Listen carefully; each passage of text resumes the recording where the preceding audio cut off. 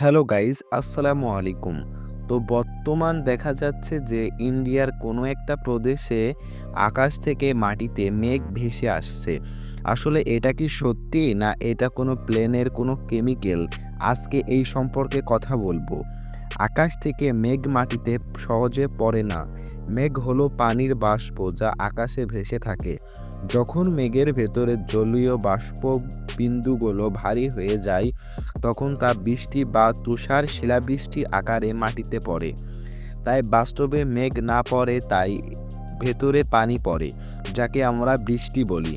এটা অনেক সময় সাহিত্য বা ভিডিওতে আবেগ বা দৃশ্যের গাঢ়তা বোঝানো হয়। মেঘের যেন মাটিতে নেমে আসছে। এটা শুধুই একটা কাল্পনিক বিষয়, বা এটা আমাদের মনে হয় যে এটা কোনো প্লেনের বা এটা কোনো কেমিক্যাল দিয়ে তৈরি, বা এটা সম্পূর্ণ আর্টিফিশিয়াল।